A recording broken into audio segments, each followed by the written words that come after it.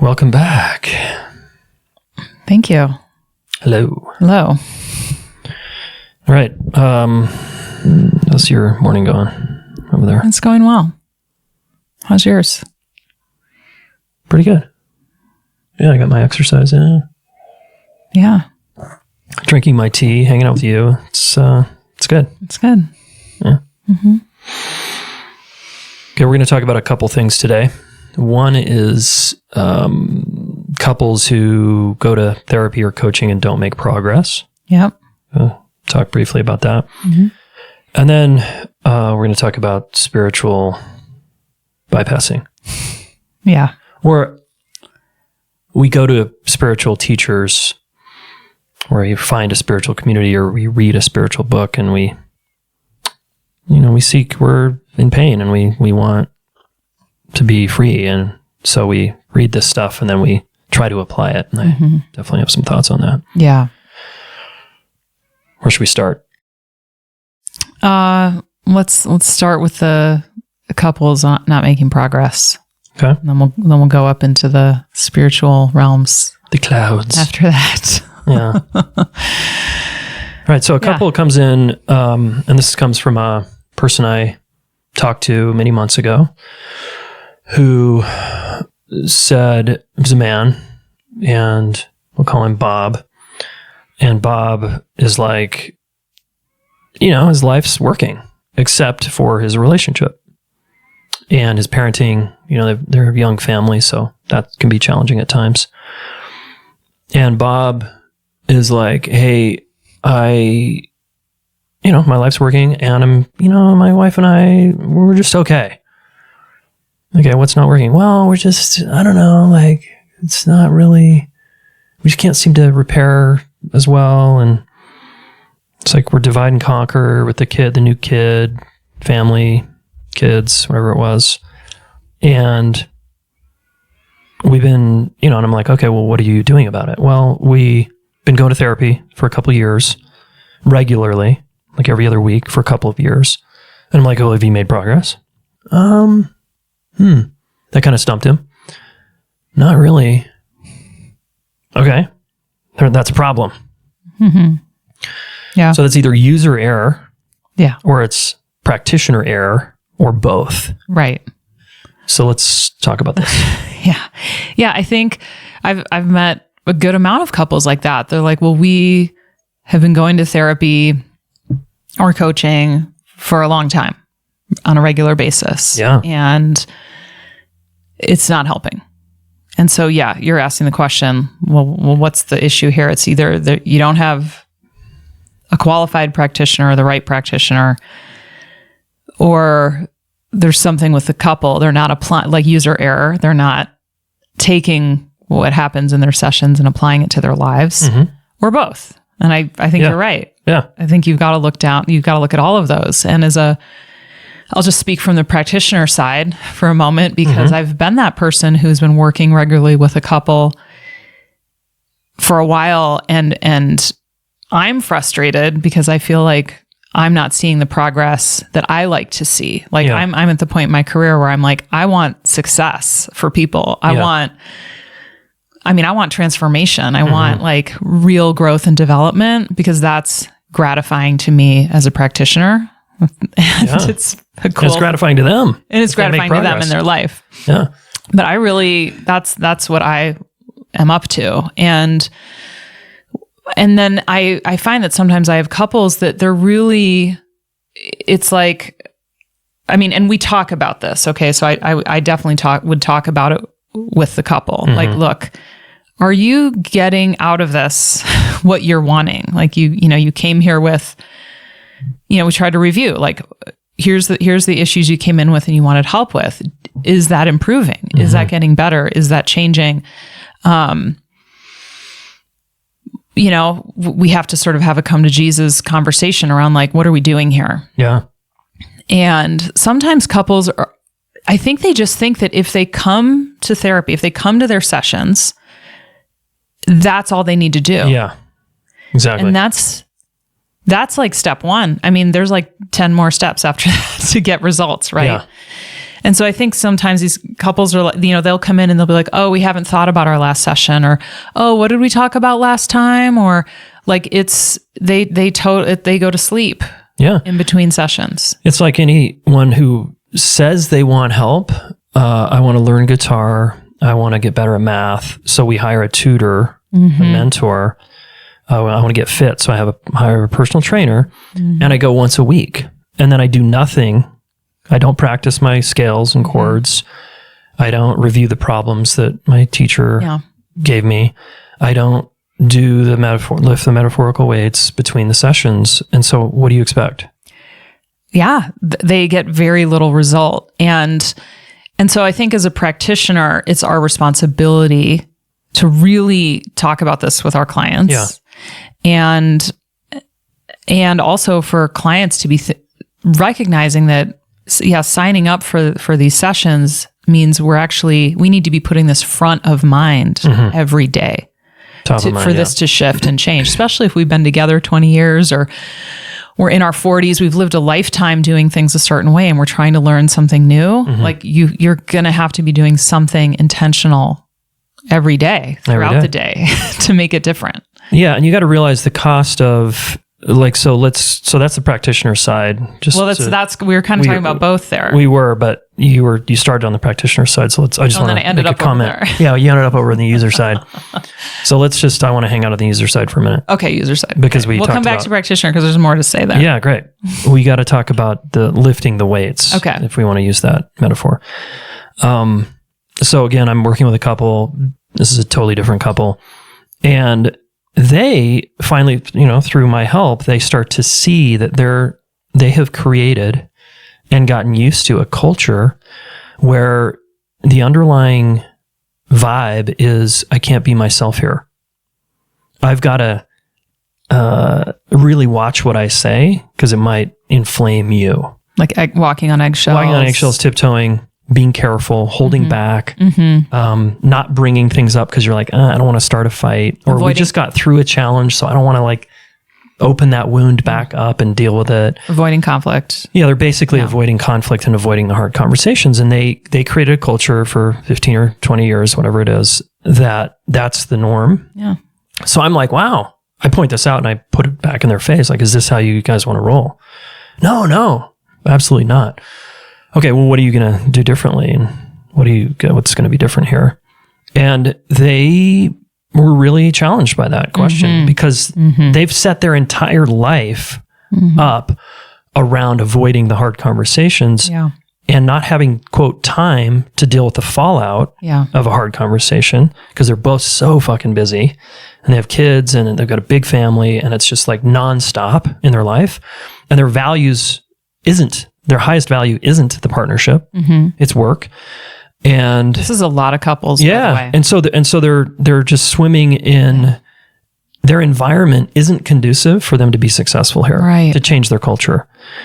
And yet that's the move that couple needs to make to go, all right, if we want to feel safe here to be who we are, which is, guys, that should be the goal of a partnership, is you want someone where you can just be yourself. Warts and all, naked, like, hey, here I am. This is who I am. I'm kind of like messy and, neurotic, and I don't always do things perfectly. And then both of you are like that, and you have the ability to clean up those messes together. And that creates a very, I think, loving environment, welcoming, etc. And a lot of people aren't in that. And so this couple has to completely change their environment / culture if they want a different result. And then I have to decide as the practitioner, if they don't want to change their environment, I feel like my legs are cut out from under me. And I'm like, this is going to be hard for me to be successful. Like for me to help get this couple to the next place. And then I'm like, do I want to do that? Well, they can't get to a different place. It's going to be pretty hard, right? Because you're right. Pretty much most couples are coming in to either improve their culture / relationship dynamic or do a total overhaul on it. Yeah. And it's going to take both of them to change it. Yeah. Participating helping each other be like, wait, remember, we just did the thing. We're doing the thing we've always done, but that's not the thing that's going to get us where we want to go now. They're going to have to help each other, remind each other, support each other, keep this front of mind, check in more, talk more, communicate more, be more honest, transparent, all of that. And they're going to need each other's help to do that and to start making it safe to do so, important to do so. Like, you got to tell me how I'm impacting you. I need to know that so that I can do something different. People have to want to know the truth. Yeah. And it really takes both of them. And it's true. Like, people will say they want that other kind of relationship, but it can be very difficult to do the new things, the challenging things, the things that put you, confront you deeply, do the thing that scares you, basically, with your partner, over and over to get that new result. And ideally, the practitioner is supporting that process and is giving them experiences in session where it's different and new. And it's like, look, you guys can do this. Yeah. Give them some real time. Let's give them some real reps, give them real chances to do this differently, to do all these things differently, understand each other better, listen better, so many things. And then that they're going home and practicing that. But you're right. It's such a U-turn for them that there's a lot of momentum to not do the new thing, right? To create the new habit. We know how hard that is. Yeah. And a new culture. And sometimes they're not in enough pain. It's not bad enough. Yeah, it kind of works to just can we just kind of function? And it's like, maybe this will make things worse. Like, if we start having more conflict, that probably isn't going to lead us anywhere good. I mean, there can be a lot of limiting beliefs that keep them from really finding out, can we go the distance? Can we make this something we're both inspired to be a part of? And if they're not sure, they're very vulnerable to not doing anything different outside of session. So all of that, I mean, if you can hear all this, like, there's a lot of material that can make it difficult to make change, right? Oh yeah. On the couple's side. And it really, so there's a lot of ways in which people can get stuck in their work. And again, this is like, if we come back to the practitioner, it's like, the practitioner needs to be talking to the couple about this and not just, I don't think, just taking the paycheck every 2 weeks. Yeah. That's just not the kind of work I want to do. I want more development than that. And that it's not good enough to just have a place to go and talk about the latest fight. It's like, we need to really be learning how to have a fight that's productive, that doesn't injure our relationship, that gets us somewhere better, And if that's not happening, that's a conversation that needs to happen, and it's a practitioner's responsibility. And sometimes change is really slow and really incremental. I mean, I've seen that too. Sure. It's like, I've had couples say, no, we're so much better than we were. And I'm like, really? But I'm like, I can see how they are. There has been change, and then some people kind of make a little bit of change and decide that's enough. I mean, it's really up to the couple at the end of the day what they want for their relationship. Totally. It's not up to the practitioner, but the practitioner does need to be well trained. And these are people that I'm getting supervision on, that I'm like, hey, I'm feeling stuck with this couple. Like, what are other ways I can help them? What am I missing? Yeah. I mean, practitioners should be getting feedback, supervision, consultation. It's just, we cannot see everything. Yeah. It's impossible. And so, especially when you're stuck or something's not shifting, it's so important to do that. Yeah. Yeah. So I did a YouTube video on the two types of couples. You can Google my name and two types of couples, which is just an extension of what Ellen and I are talking about here. Okay. And that's for the listener, of course. And there's a couple comments I wanted to make about this. That what are the two types? The type we're kind of limping along, going every couple of weeks. Okay. But they're coming in with the latest fight, like you said. Okay. And the other type is like a very motivated, like we're completely committed to changing the culture of our relationship. And we'll do whatever it takes. And we'll take guidance and we'll be coachable and we'll read Right. books and we'll have a plan and we'll do a lot of left brain activities like agreements and plans and visioning. And we'll do a lot of right brain activities that are like, I want to learn how to listen to you so you feel understood. And, you know, I want to empathize better and like all that. That couple is going to get the result that they want because they're completely committed. Yeah. It's the same with someone who wants to get in shape. Yes. Someone who's really committed to learning guitar or dance. They're going to do it because they're going to make it a high value and they're going to follow through. So I just want to, you know, we're sort of bringing this forward because too many people come in and with user error, they don't know how to utilize a therapist or a coach. And so they think it's a good thing to just come in and talk about the latest fight. But it's kind of like going in a circle. And if you're the kind of practitioner where you've seen a couple for months and every time it's a different version of the same fight and there's just a lot of blame in the session, there's not a lot of responsibility taking, they're not actually making a lot of progress, it's a problem. And you need to make that an issue that the three of you talk about in the session. Yeah.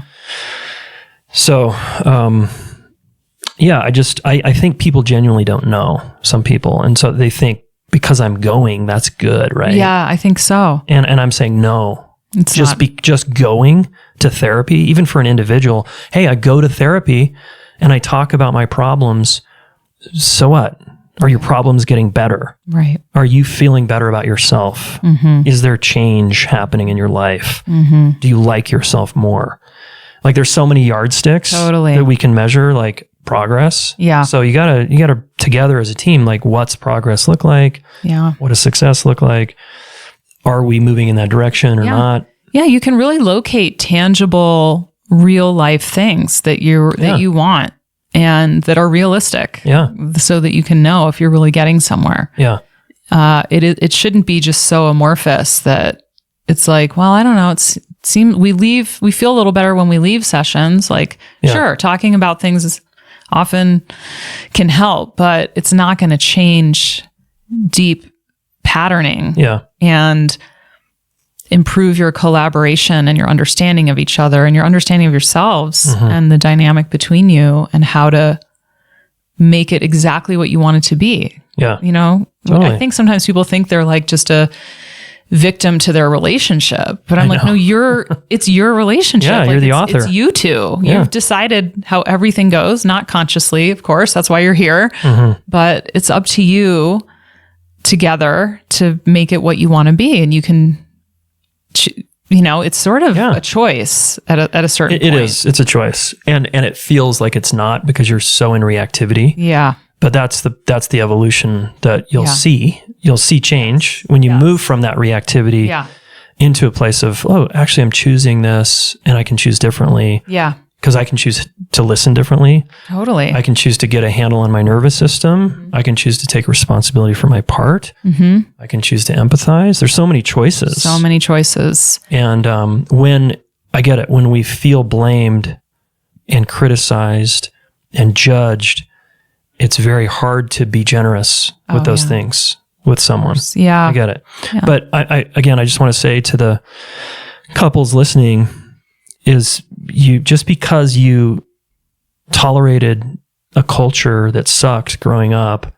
or void of connection where you felt seen doesn't mean you have to keep tolerating that. No. And just because you go to therapy doesn't mean you're making progress. So you got to really get honest with yourself and then start to hire different people. Look in the mirror. Is it user error on my part? Am I not advocating for myself? Am I not coachable?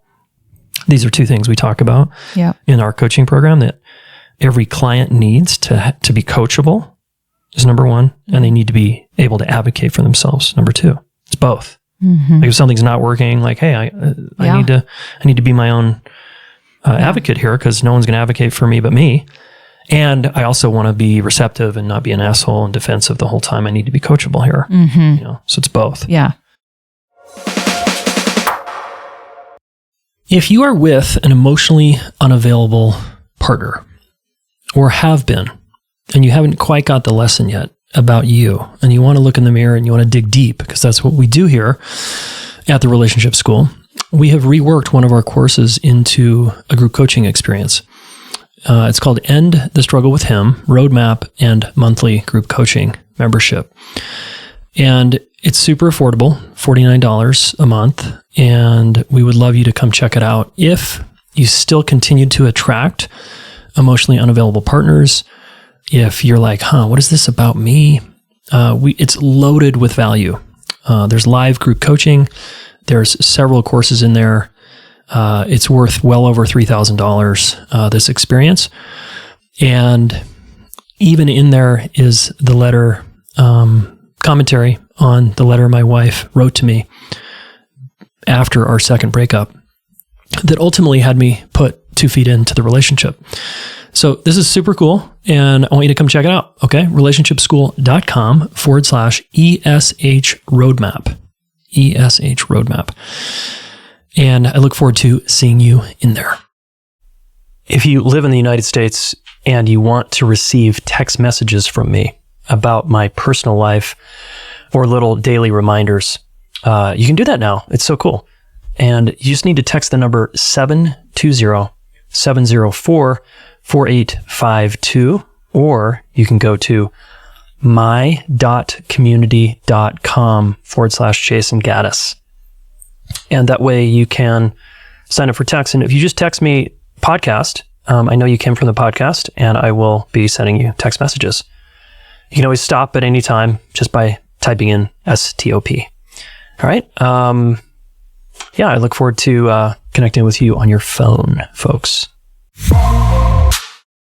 Maybe that leads us into our next quick segment here. Sure. On what couples also do and individuals might do, particularly an individual within the couple might do, which is to read a book, like a Buddhist book, a Thich Nhat Hanh book, or a Michael Singer book, or a Byron Katie book, or whatever the book is, because you're into spirituality, which I love. I am too. And I think Ellen is as well. And you read it and you're like, oh, I just need to let go of my past. And then this whole thing would be different. Right. Okay, but how do I let go of my past? So I was listening to Michael Singer recently, who I really like parts of his. I like him as a person. When I hear him talk, I like, this is a very likable, sweet man. Yeah. Really. Yeah. And he's clearly done a tremendous amount of work in his own way, his own life. Yeah. And he's more or less sharing kind of Buddhist, I think, Taoist principles that apply for all of us that are great. However, this is where practitioner and user error once again come together, because I was listening to him and he was essentially coaching a huge group of people that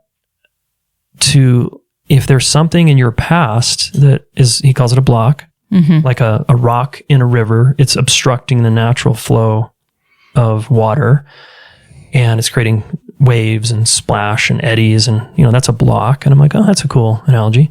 And he's like, you basically just need to get rid of the block. So how do you do that? And he kept talking about letting go. And then he's like, well, he was asking himself, like, in teaching this, how do you let go? And his answer to letting go was basically let it move through you and move on. And so he said, so if something bad happened to you at age 10 or 5 or 20, you just need to let it move through you and move on and stop complaining about it. The sun is out. You got to get used to the weather being shitty. Sometimes it's great. So don't make your happiness dependent on the outside. You should be able to cultivate this, which I get it. Cultivate this sense of okayness, no matter what's going on around you. I love that. Again, that's a Buddhist teaching. However, when you think about someone who was molested at age 3 or 5 or 10 or chronically, or physical abuse or neglect, it's just like, wait, you can't just let go of that. And then what happens, I was kind of putting myself in that person's shoes, like the student's shoes, and saying, okay, I'm supposed to let go of this. And he's like, oh, right, I'm complaining if I keep bringing this up. So that's bad. So I feel shame about that I'm not over this yet. Right. And then he's telling me to let go and let it move through me, but I don't know how exactly. So I now feel shame about that. Yeah. Now I've got double shame And I'm comparing myself to this state that he's saying you can get to, which is you can just be happy all the time. Irregardless of what's going on around you and irregardless of the past. And I'm like, damn, that feels like a really kind of impossible move. I don't know anyone in my life that's happy, quote, happy all the time. I don't like that word happy anyway. Yeah. But even fulfilled is just like chronically, you're just in a state of like grace 24/7. Like, I don't know. So I was like, I think this can be problematic. Yes. Talk about user error. It's like, oh, I should just do this thing and then I would feel better, but I don't know how and I can't. So therefore must be something wrong with me. And then it's this cycle. Totally. Right? And it might perpetuate like, well, I've just got to do more workshops and I've just got to keep trying and I got to do another retreat with this guy or like, maybe somewhere in here I'll figure it out. And I think there's so much in what you said about that view of just sort of let it go. Yeah. And as we know, as practitioners who work with people, that is a process. Yeah, it's a process. That is a big I wish it wasn't, but it's I wish a it wasn't either. And I think we all, if you do this work on yourself long enough, you have moments of totally letting things go. Yeah, like you've arrived or something. Yeah. And then you're back, and then a few minutes later, you're back to just your normal physiology. We're the way our brains and bodies work together. We're very associative. Our past is there to try to protect us in the future. I mean, there's real survival wired mechanisms to why we remember things the way we do, why we remember certain things, it's hard for us to let go of things.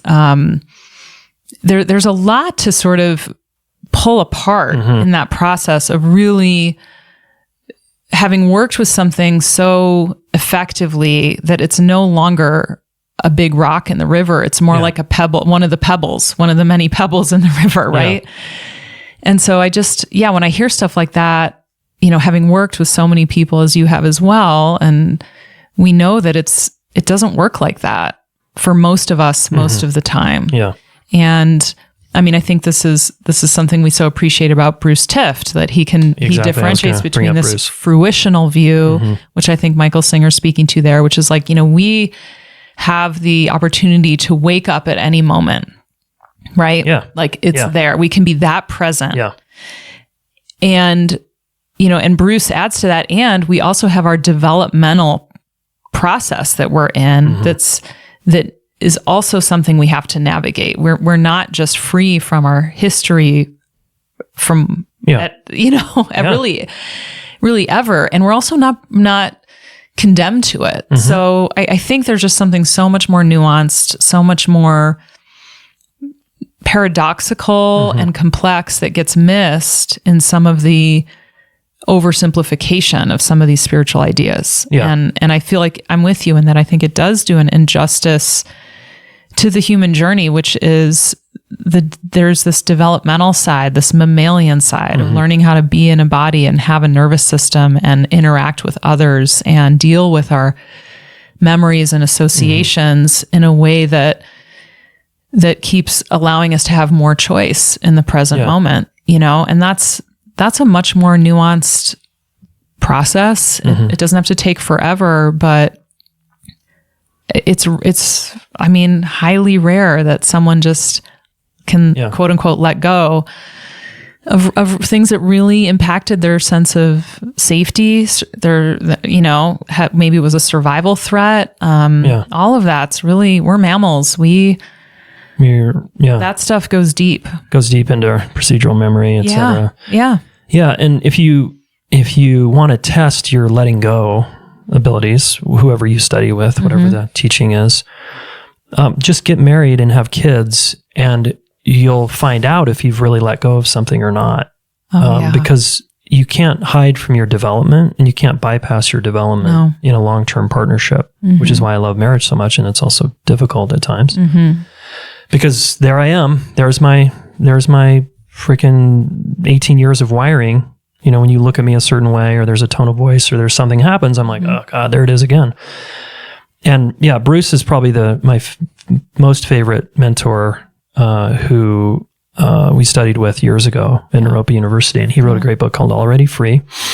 And it talks about both of these fruitional and developmental views. And I think the reason, and he's a Buddhist psychotherapist, and the reason he wrote this book is, and I've asked him about this, is because he's working with couples all the time, and he keeps seeing that, yeah, you can, like you said, open to this, that I'm already free, that there's no problem fundamentally here going on. That's the fruitional view, or the absolute view in Buddhism, absolute love. And then there's the relative love, and there's development of your life, which is you trigger me, I'm activated, I'm having a response over here, and I'm making it a problem, I'm making it about you. I'm making up a whole story and a narrative about it. But the more awareness I can get with that, the more skillfully I can move through those habitual reactions. And develop myself. Because I think of child development. Yeah. You don't ask an 8-year-old to just, quote, let go of a trauma and let it move through you. You know, you were overwhelmed. It was coming in too fast. Therefore, it's a trauma. And you couldn't integrate it. And so you can't. It's very hard for a 10-year-old to integrate a trauma.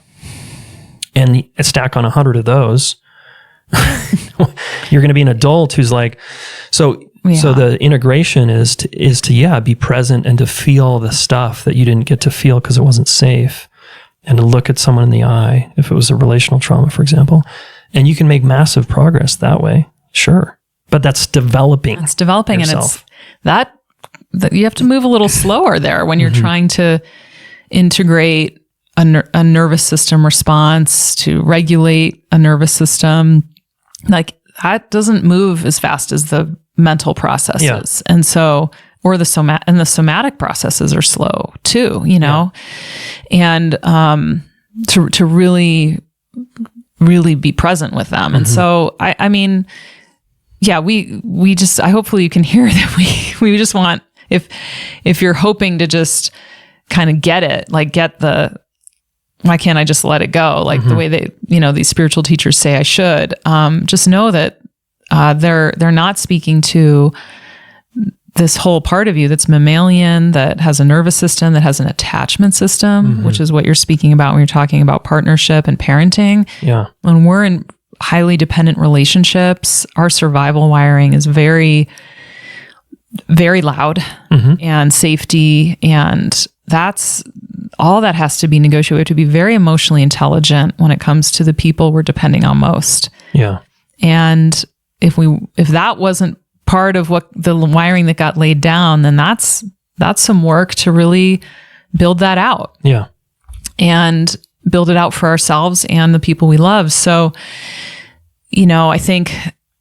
I wrote my master's paper on something similar, which was like, you can't bypass your development with spiritual practices. Yeah. That was basically the thesis of it, because just from what I had seen, even at 30, when I was writing that, was, wow, there's no way around my childhood, my past, my relational injuries and triumphs. Like, those are all part of me. And as much as I might sometimes feel like in my yoga practice, like it's all disappeared, as soon as that feeling passes, I'm back with just sort of this body and this mind and these life experiences. And spiritual practices can totally help us in so many ways, and help our mental, emotional, and physical well-being. And without developmental progress, we're just really vulnerable to kind of reinforcing the places where we're stuck, honestly. Yeah, and this is why I like Ken Wilber's work. It gets confused, levels and lines get confused here. So you can be very spiritually developed in one line of development, and very underdeveloped in a relational line of development. And so these teachers sometimes conflate the two. Yes. And forget that development happens in different areas of our life, being overdeveloped or really developed in some capacities, and very underdeveloped. So that's why you can see a really wealthy person who's developed their financial literacy and development incredibly well, but be a complete child in their intimate partnership because they haven't ever looked at it, worked on it, touched it. Yeah. Where you can see an advanced yogi meditator who has deep, deep wisdom around their practice, transcendent states, their practice, and be incredibly articulate about that, but then go home to their marriage and be, again, a basket case. So we're advocating for both, developmental and fruitional. Full human development, which is really the body, mind, spirit. It's the whole spectrum. Yeah. We want the whole thing. Yeah. We can, because it's possible. We can choose that. And partnership provides this really, really powerful path. Yeah. If you want to step on that. Yeah. And there's no summit. I mean, right. There's no summit. It's another important point here. Yeah. You take our relationship mastery course and you'll develop your relational line and your emotional line leaps and bounds. Mm-hmm. And you'll realize that at the end of that course, there's no summit, and then you'll keep going, hopefully, because you're getting results and you're have more fulfilling relationships. Yeah. And isn't it cool that throughout our lifespan, we can keep developing ourselves? Yeah. We can keep learning, growing, becoming wiser, more embodied. I mean, that's exciting news. Agreed. I think. Agreed. It's keeps life very awake and meaningful, actually. Yeah. Exactly. I wouldn't want to get lazy here and just never have to put effort in. That doesn't make sense to me. Yeah. It's like, I don't want to lift any more weights in the gym, but I want to be strong. Right. It doesn't work that way. It doesn't work that way. You earn your strength for the rest of your life. Yeah. Yeah. Okay, good stuff. Hopefully this was helpful, y'all. Thanks for listening, subscribing. Yeah, thank you. Be sure to leave us a positive 5-star review on Apple Podcasts if you are so inspired.